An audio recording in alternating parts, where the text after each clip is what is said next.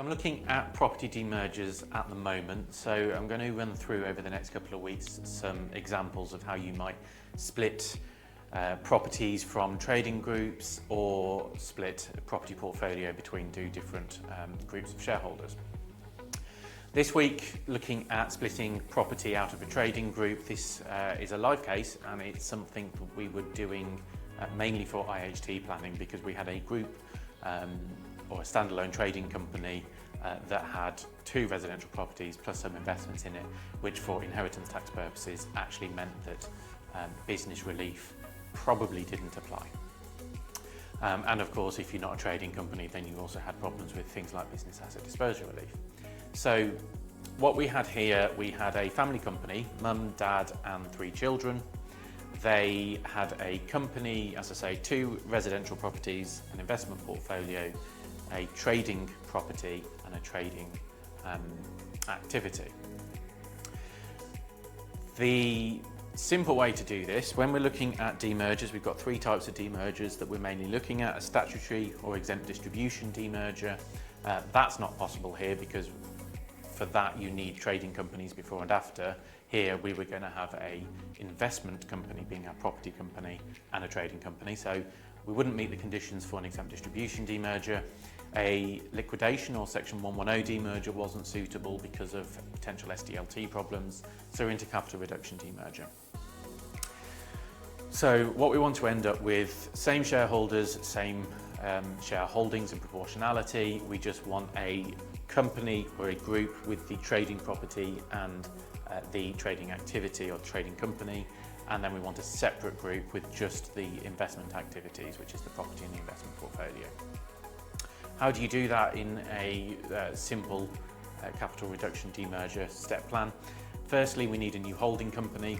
We need to do a share exchange to put that new holding company above our trade co. The reason for that is we need enough shares to do our capital reduction to do the demerger itself. So as it started out, we only had 1,000 shares in issue, so we put a holding company on top. Company's worth, or the group as a whole, is worth £10 million. So Holdco issues £10 million split between the existing shareholders in the same proportion. We then need to prepare our group and split the assets in the right way. There is a mechanism. It wasn't suitable in this case because of debt applying to the mortgages, but there is sometimes a mechanism for obtaining an uplift in the base cost of the properties. As I say, not suitable here, so I'll talk you through the more basic step plan. We move the investment properties in the investment stocks and shares portfolio up to Holdco. So Holdco is going to become our PropCo. We leave our trading activities in the trading company along with the trading property.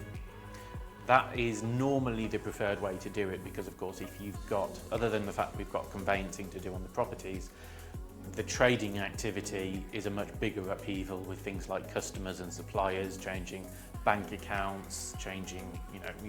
You've got a fresh company, so credit scores and things reset, things like that.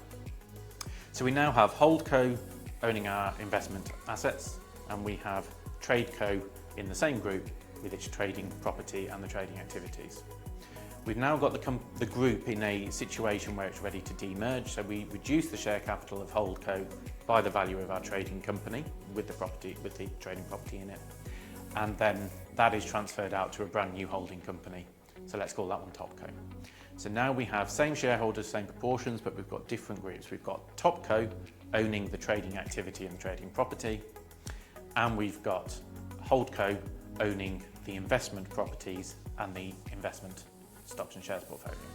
So what that means is we've now got one that's completely outside of IHT because of the inheritance tax business relief, and it's a trading group now. Also means business asset disposal relief and those types of reliefs are now available. And in our live case, the parents are going to start gifting some of those assets, some of those shares to the children, which obviously means gift relief is also in point section 165. And then we've got our property portfolio, which is within the estate, the chargeable estate for inheritance tax, but at least we've improved the position for them overall. As always, like, comment, share. It lets me know that these videos are well received, and if you have any comments or interpretation of this legislation, really interested to hear everyone's thoughts.